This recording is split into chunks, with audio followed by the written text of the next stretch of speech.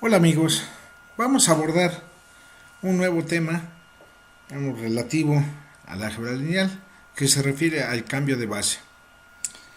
El cambio de base es un tema importante porque muchos problemas, donde por ejemplo se trabaja con una base dada y el problema pues está complicado resolverlo, al expresarlo en esta base, haciendo un cambio precisamente de la base, el problema se simplifica. Pues esto es con lo que vamos a trabajar ahora. Los elementos de una base de un espacio vectorial son importantes, ya que de ellos depende la representación de cualquier elemento del espacio.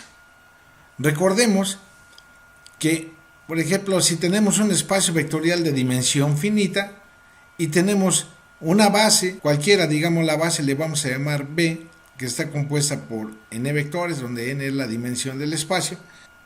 Si es una base para B, entonces cualquier elemento del espacio vectorial se puede escribir como combinación lineal de los elementos de la base.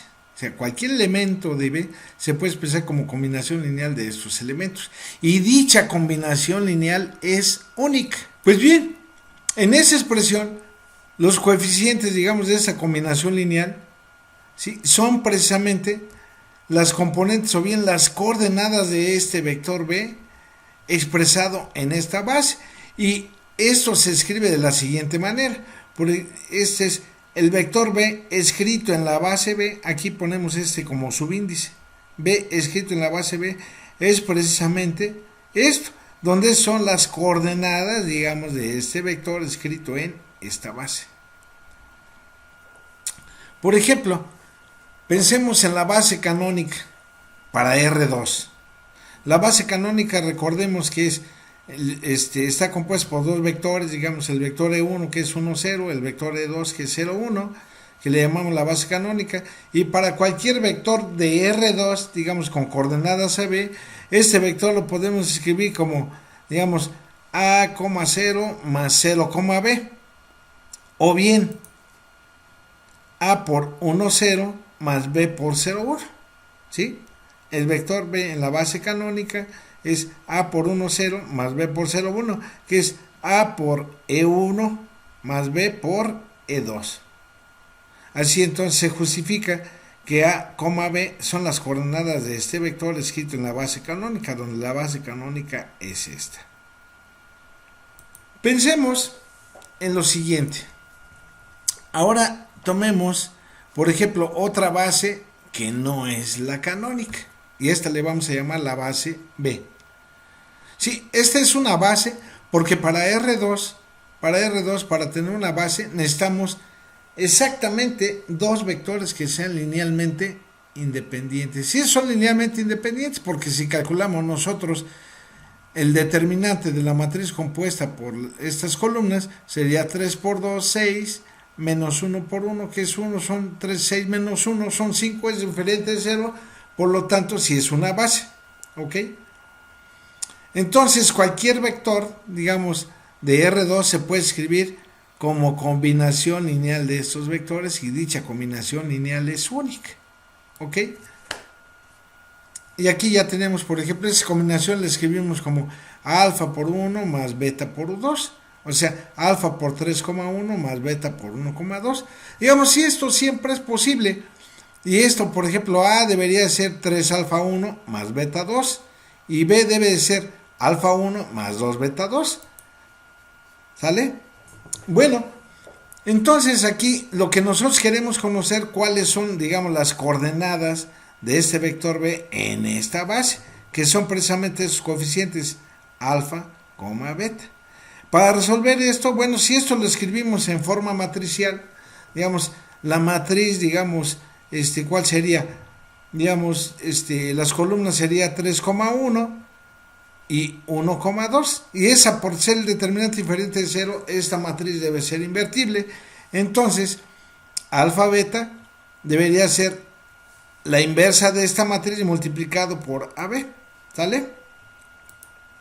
Y entonces, pues tenemos la inversa de la matriz esta multiplicado por AB, y así sería alfa beta, que tendríamos La inversa de esta matriz la podemos calcular de varias maneras, pero si agarramos, por ejemplo, por la red, por vía determinantes, la inversa de esa matriz es el recíproco del determinante sería un quinto por la adjunta de esta matriz. Pero ¿quién es la adjunta? Es esto. O ya sabemos que, por ejemplo, esto los intercambiamos y a esto le cambiamos de signo, ¿sale? Y así tenemos que alfa beta es un quinto multiplicado por 2a menos b, ¿sí? Y un quinto multiplicado por menos a más 3b, ¿ok? Y entonces las coordenadas, digamos, de cualquier vector son estas, ¿ok? En esta base. Por ejemplo, si yo tuviera, por ejemplo, el vector b como el vector 1, 1 escrito en la base canónica, entonces resulta, regresándome un poquitín al anterior, como a vale 1 y b vale 1, entonces 2 por 1 menos 1 es 1 por un quinto, entonces alfa sería un quinto. Como b vale 1, 3 por 1, 3 menos 1, que vale a, serían 2, entonces sería 2 quintos. Entonces alfa sería un quinto y beta sería 2 quintos. Observémoslo aquí, ¿ok? Entonces las coordenadas del vector 1, 1 escrito en la base b que teníamos anteriormente es un quinto, 2 quintos. Si tuviéramos, por ejemplo, esa combinación lineal, por ejemplo, bien lo podemos escribir como un quinto de 1 más 2 quintos de u2, ¿sale? Este vector. Ahora bien, si tenemos otro vector, llamémosle w, ¿sí? Que escrito en la base canónica tiene coordenadas 4,3, entonces ese w tiene coordenadas en la nueva base 1,1. Observemos nuevamente, entonces veamos que a vale 4 y b vale 3. Regresándonos nuevamente a la expresión para alfa beta, ¿sí? Aquí vemos que a vale 4 y b vale 3. 2 por 4, 8. Menos 3, 5. Entre 5, 1. Entonces alfa vale 1. B vale 3, 3 por 3, 9. Menos 4 que vale a son 5. Entre 5 es 1. Entonces resulta que las coordenadas de ese vector que teníamos 4,3 en la nueva base son 1,1. Y es lo que nosotros queríamos, ¿sí? Así entonces, este vector escrito en la nueva base es U1 más U2, ¿sale? Y bien, para ver esto gráficamente, ¿sí? Observemos, por ejemplo, este sistema. Aquí tenemos, por ejemplo, la base canónica que es E1 y E2. Estos me sirven para poner nuestro sistema de coordenadas con dos vectores que, bueno, son perpendiculares, y la cuadrícula que se hace, pues es uniforme, ¿verdad? ¿Sí? Entonces, el vector con coordenadas, digamos, U1, ¿sí? 1,1, aquí está, es 1 para E1 y 1 para E2, ¿sí? Pero cuando vimos la otra base que aquí lo tenemos, los vectorcitos, digamos, en color azul, que es 3,1 y el 1,2, ¿sale? Entonces, nuestro nuevo sistema de coordenadas, ¿sí? Nuestro nuevo sistema de coordenadas basado en estos, digamos, dos vectores, va a ser un sistema de coordenadas oblicuo, ¿sale? Donde digamos, estos rombitos que vemos aquí, por ejemplo, las unidades, por ejemplo, sería 1, 2, 3 y así sucesivamente, ¿no? Y ahora para U sería 1, 2, 3, 4, etc. Y, por ejemplo, este punto en la base U1 y U2 sería 1 para U1 y 1 para U2. O sea, las coordenadas de este vector W, que es el vector cuyas coordenadas, digamos, en la base canónica, aquí lo vemos 4 para E1 y 3 para E2, pero en la base U1, U2, tiene como coordenadas 1 para U1 y 1 para U2. Eso justifica que el vector 4,3, ¿sí? En la base canónica, tiene como coordenadas en la nueva base 1,1. ¿De acuerdo? Continuemos. Ahora, Por ejemplo, en R3 tenemos la base canónica que es E1 es el 1, 0, 0, E2 es el 0, 1, 0 y E3 que es el 0, 0, 1. ¿Vale? Es la base canónica para R3. Entonces cualquier vector de la forma ABC en R3, digamos, se puede escribir como A veces E1 más B veces E2 más C veces E3, como se muestra enseguida. ¿Ok? A veces E1 más B veces E2 más C veces E3. ¿Sale? Porque es A por 1 más B por 0 más C por 0. Y sería A por 0 la segunda componente más B por 1 más C por 0. Y la tercera componente sería A por 0 más B por 0 más C por 1. Entonces, las coordenadas de este vector en la base canónica son A, B, C. Ahora, si observamos, por ejemplo, otra base para R3, digamos, lo único que tenemos que saber es, como son tres vectores, pues si calculamos su determinante y este nos da un número diferente de 0, pues es una base para R3. Entonces, cualquier vector, digamos, W de R3, lo podemos escribir como combinación lineal de eso. Sería alfa por 1 más beta por 2 más gamma por 3, por ejemplo. ¿Ok? Aquí es un 3. Perdón. Y entonces así tenemos esto. Para que esto ocurra, entonces necesitamos que 1 por alfa más 1 por beta menos 1 por gamma, que es alfa más beta menos gamma, debe ser igual a A. Luego, menos 1 por alfa más 1 por beta más 1 por gamma debe ser igual a B, es decir, menos alfa más beta más gamma debe ser igual a B. Y finalmente, 1 por alfa más 1 por beta más 1 por gamma, que es alfa más beta más gamma, debe ser igual a C. Y así tenemos entonces este sistema, ¿ok? El cual tiene solución si solo si el determinante, digamos, de la matriz de coeficientes asociado a ese sistema es diferente de 0. Eso significa que la matriz de coeficientes asociado a ese sistema es invertible, lo cual tendríamos, y esa matriz debería estar compuesta, digamos, por esas columnas, que sería 1 menos 1, 1, 1 menos 1, 1, 1, 1, 1, y luego menos 1, 1, 1. ¿Ok? Y entonces la solución sería esa matriz multiplicada por alfa, beta, gamma, igual a ABC, y por lo tanto alfa, beta, gamma debe ser la matriz inversa de la matriz cuyas columnas son estas multiplicada por ese vector. ¿Ok? Y aquí está. O sea, alfa, beta, gamma es la inversa de esa matriz multiplicada por ABC.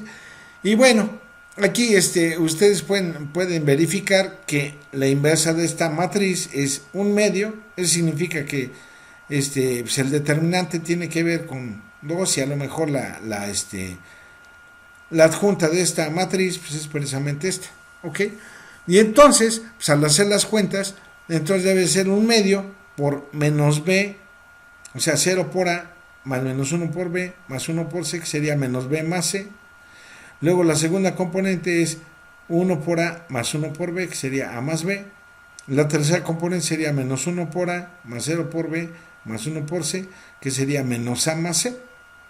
Entonces son las coordenadas, ¿sí?, de cualquier vector que lo escribimos en la base canónica para pasarlo a otra base. Como antes, digamos, por ejemplo, consideremos el caso particular del vector 1, 1, 3 escrito en la base canónica.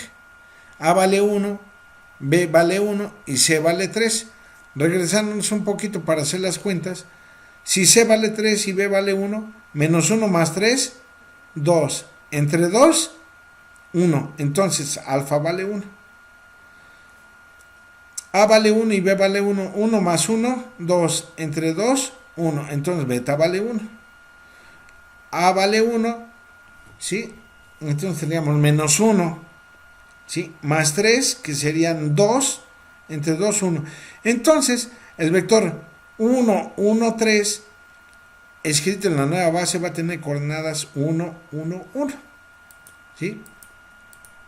Aquí lo observamos. ¿Sale? Y entonces, así que el vector 1, 1, 3 lo escribimos como U1 más U2 más U3, porque esas son las coordenadas de este vector escrito en la nueva base. Y el bosquejo gráfico debería ser de esta forma, ¿sí? Aquí observamos, digamos, la nueva base que está compuesta por el vector U1, U2 y U3. La base canónica sería E1, E2 y E3, ¿sale? Y entonces, por ejemplo, este vector W, que está en rojo, ¿sí? Es una vez U1 más una vez U2 más una vez U3. Y las coordenadas de este vector en esta base de los vectores azulitos es 1, 1, 1. De manera más general, vamos a suponer que tenemos un vector B en un espacio vectorial de dimensión finita, que escrito en términos de la base canónica, ¿sí? Está dado por eso.